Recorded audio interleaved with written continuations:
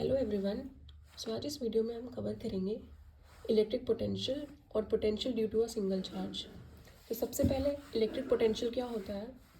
It is defined as amount of work done in bringing a unit positive charge from infinity to that point against electrostatic forces.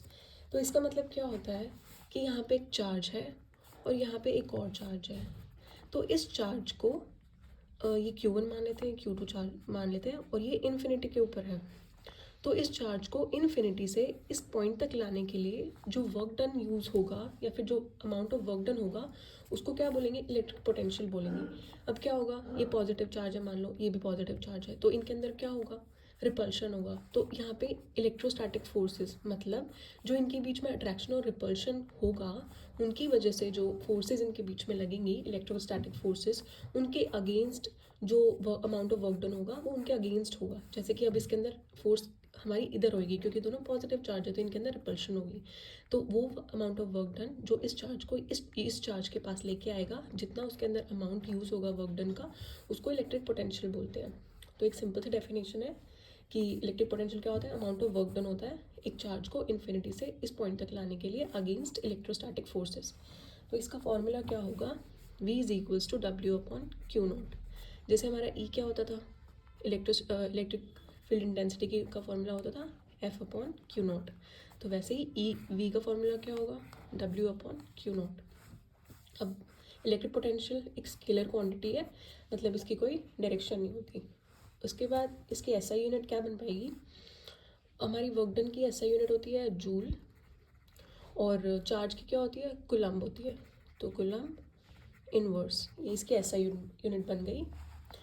इसके कुछ points आते हैं जैसे कि for positive charge potential is always positive and for negative charge potential is always negative.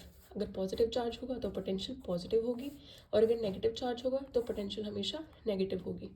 उसके बाद जो net potential होगा उसको हमेशा ऐड करेंगे, जैसे कि नेट पोटेंशियल V होगा तो इसका V1 plus V2, V1 plus V2 को हम ऐड करेंगे नेट पोटेंशियल निकालने के लिए। तो V is equals to V1 plus V2। उसके बाद हम पढ़ेंगे potential due to a single charge. एक सिंगल चार्ज होगा, उसके उसके कारण जो हमारा पोटेंशियल बनेगा उसका वैल्यू हम निकालेंगे। तो इसके लिए कुछ लेट करेंगे। Let a charge Q is at O, P is a point in the region of charge Q। तो इसको बनाते हैं, डायग्राम बनाते हैं इसके लिए। सबसे पहले हमने O पॉइंट के ऊपर एक चार्ज मान लिया Q। उसके बाद इसके पास में एक पॉइंट है, इसी के रीजन के अंदर एक पॉइंट है P और इन दोनों के बीच का डिस्टेंस है R, ये हमने मान लिया। उसके बाद क्या होगा? एक इन्फिनिटी पे, मतलब इन्फिनिटी पे मान लो यही यहाँ पे है इन्फिनिटी, यहाँ पे अज्यूम कर लेते हैं Q0 चार्ज रखा हुआ है, ये इन्फिनिटी है। तो क्या करेंगे, इसको इस यहाँ P पॉइंट तक लेके आना है। इन्फिनिटी पे जो चार्ज रखा है Q0 को P पॉइंट तक लेकर आना है। उसके अंदर कितना वर्क डन यूज़ होगा उसकी वैल्यू हमें निकालनी है। तो यहाँ पे हम एक पॉइंट मान लेते हैं। सबसे पहले जो Q0 है हमारा वो यहाँ पे आया N पे। सबसे पहले हमारा Q0 यहाँ पे पहुँचा N पे। उसके बाद थोड़ा सा और हुआ, थोड़ा सा और पास आया, लेकिन यहाँ पे क्या है? पॉजिटिव चार्ज है और ये भी एक पॉजिटिव चार्ज है। Q0 हमारा क्या होता है? एक टेस्ट चार्ज होता है, पॉजिटिव चार्ज होता है। तो ये सबसे पहले यहाँ पे आया, मतलब यहाँ पे रिपल्शन हो रही है, फिर भी ये थोड़ा स्ट्रॉन्ग है तो ये थोड़ा यहाँ तक आ गया। उसके बाद ये एक और पॉइंट M तक आया। तो इसके बीच में क्या हुआ? एक डिस्टेंस, एक स्मॉल डिस्प्लेसमेंट हुई dx। इसने इतना डिस्टेंस कवर किया तो क्या हो गया? हमारा Q0 इस डायरेक्शन में आ रहा है तो ये हो गई dx की वैल्यू, क्योंकि डिस्टेंस इधर ट्रैवल कर रहा है। लेकिन ये Q है, ये Q0 है, तो ये लाइक चार्जेस हैं। लाइक चार्जेस के अंदर क्या होती है? रिपल्शन होती है। तो हमारी फोर्स की वैल्यू इधर होगी कि हमारी फोर्स इसको इधर Q0 को उधर डिस्प्लेस करने में लगी होगी कि Q0 उधर जाएगा Q0। तो फोर्स हमारी किस डायरेक्शन में लगेगी? F की डायरेक्शन ये होगी। dx की मतलब Q0 इधर जा रहा है तो डिस्टेंस ट्रैवल्ड या डिस्प्लेसमेंट की डायरेक्शन इधर होगी, लेकिन आपस में रिपल्जन हो रही है तो फोर्स की डायरेक्शन इस तरफ होगी। तो यहाँ पे जो हमारा F है और dx है, इसके अंदर कितने डिग्री का एंगल बन जाएगा? 180 डिग्री, क्योंकि ये ऑपोजिट डायरेक्शन में, F इस तरफ है और dx इस तरफ है। और यहाँ से लेके n तक का डिस्टेंस हम कितना मान लेते हैं? x मान लेते हैं। n तक का डिस्टेंस ये हमने x मान लिया। तो ये कुछ अजम्पशंस हैं, ये डेरिवेशन स्टार्ट करने से पहले हमको लिखनी होती है। कि जो जो हमने लेट किया है वो हम लिख देते हैं। तो अब हम work done for small displacement D X, तो हमें ये निकालना है work done for small displacement D x. इसके लिए इतना डिस्प्लेस होने के लिए हमें कितना amount of work done use हुआ है, हमें इसकी वैल्यू निकालनी है। तो इसके लिए हमारा फॉर्मूला क्या बनेगा, D W is equals to F dot D X. ये हमने पढ़ा हुआ है कि वर्क डन फोर्स के उस टर्म्स में क्या, वर्क डन का फॉर्मूला क्या होता है फोर्स के टर्म्स में, एफ डॉट डी एक्स। तो ये डॉट प्रोडक्ट है, इसको एक्सपेंड करके लिखेंगे F D X cos theta. अब f और dx के बीच में, f और dx के बीच में कितना डिग्री का एंगल है, theta is equals to 180 degree, 180 degree का एंगल है। तो f dx cos 180 degree, cos 180 degree की वैल्यू कितनी होती है, -1। तो यहाँ से क्या बना, dw is equals to minus F D X. इसको मान लिया फर्स्ट इक्वेशन। ये आया नहीं शायद, एफ डॉट डी एक्स ये है, एफ डी एक्स इसको खोल के लिख लिया डॉट प्रोडक्ट को, F D X cos theta इधर एफ और डी एक्स के बीच में, theta is equals to 180 degree, यहाँ 180 डिग्री की वैल्यू डाल दी, 180 डिग्री होता है -1, तो D W is equals to minus F D X. इसको इक्वेशन 1 मान लिया। उसके बाद हम यूज़ करेंगे यूजिंग कूलम्ब्स लॉ। इससे हमें फोर्स की वैल्यू पता लगती है, F is equals to K mod of Q1 Q2 divided by R square, distance between Q1 and Q2। ये हमारा जनरल फॉर्मूला है। तो यहाँ पे हम देखेंगे दो चार्जेस कौन से हैं, एक चार्ज हमारा Q है और एक चार्ज हमारा Q0 है। इन दोनों के बीच में हमने कूलम्ब्स लॉ लगाया है। तो इसके लिए Q1 Q2 की वैल्यू क्या होगी, K इज इक्वल के mod of Q0 and divided by X square, क्योंकि इन दोनों के बीच का डिस्टेंस, ये हमारा एन हमारा Q0 यहाँ पे आ गया है, तो इन दोनों के बीच का डिस्टेंस होगा x। हमने इसको कंसिडर किया कि Q0 को हम डिस्प्लेस करा के n पे ले आए, तो इसके और इस दोनों के बीच में हमने कूलम्ब्स लॉ लगाया। तो ये हमारा फॉर्मूला हो गया k mod of Q0 divided by X square.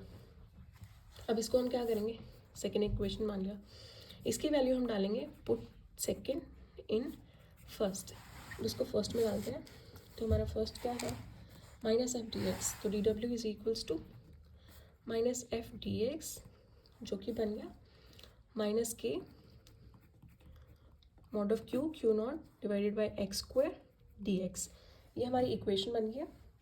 अब क्या करेंगे, ये जो वर्क डन आया है ये किसके लिए आया है, सिर्फ इतने डिस्टेंस, इतने डिस्प्लेसमेंट के लिए आया है। ये सिर्फ इतना वर्क डन है for small displacement D X के लिए वर्क डन। अब हमें पूरा वर्क डन चाहिए, पूरा वर्क डन मतलब पहले हम यहाँ पे लेके आए, तो यहाँ से लेके यहाँ तक जो लाने में, Q0 का लाने में जो वर्क डन हुआ है वो चाहिए, पूरा वर्क डन चाहिए। पूरा वर्क डन के लिए क्या करते हैं, इंटीग्रेट करते हैं, तो दोनों तरफ इंटीग्रेट करेंगे, integrating both sides, integrating both sides. तो यहाँ पे क्या होगा, D W is equals to 0 से W तक हम इंटीग्रेट करेंगे, और इधर क्या होगा माइनस Q, क्योंकि पॉजिटिव बन गया तो अभी इसका मैग्नीट्यूड मॉड हटा देते हैं, मॉड्यूलस मॉड ऑफ Q0, और ये K divided by X square और dx, ये पूरा लिमिट। लेकिन लिमिट किसके रिस्पेक्ट में होगी, x के रिस्पेक्ट में, तो ये सारा कांस्टेंट हम इसको बाहर निकाल देते हैं, 1/x स्क्वायर dx, ये बन गया। अब इसको क्या करेंगे, इंटीग्रेट करेंगे, लेकिन इसके लिमिट्स कहाँ से जाएंगी, लिमिट्स होंगी इन्फिनिटी से लेके कहाँ तक लेके आ रहे हैं हम इसको, आर तक लेके आ रहे हैं, यहाँ तक, इन्फिनिटी से आर, यहाँ से लेके यहाँ तक। तो इसके लिमिट्स बनेंगी इन्फिनिटी से आर तक। अब इसको सॉल्व कर लेंगे, इसके अंदर इसका इंटीग्रेशन होगा W, और लिमिट्स W से 0 माइनस Q0, K को x नीचे लिख देते हैं, कोई फ़र्क नहीं है, सीधा भी लिख सकता है।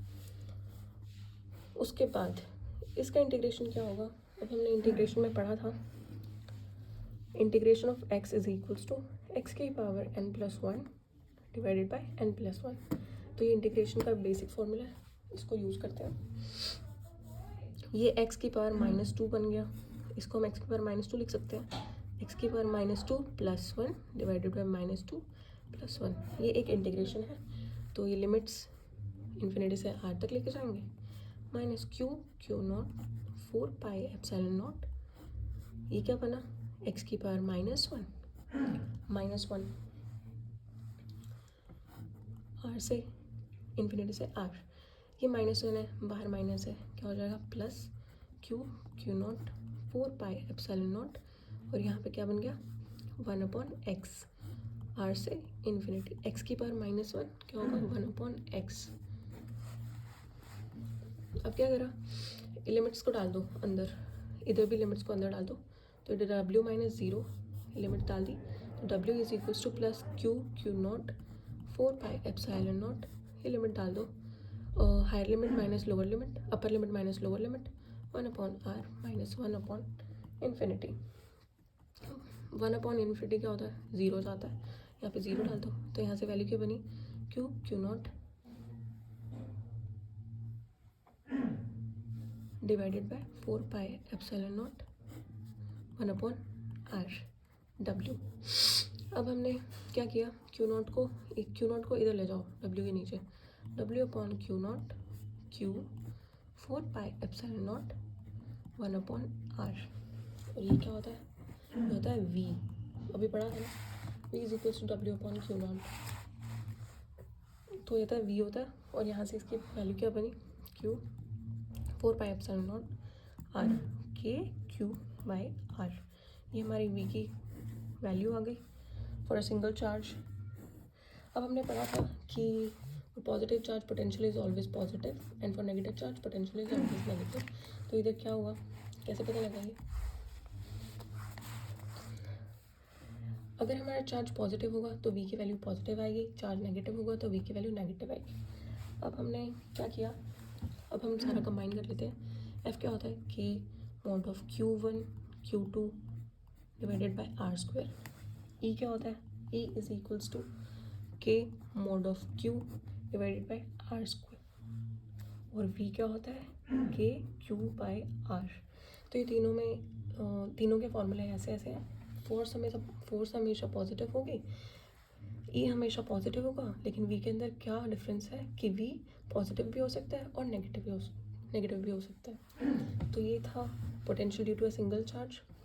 आई होप आपको सब समझ आया है। Thank you.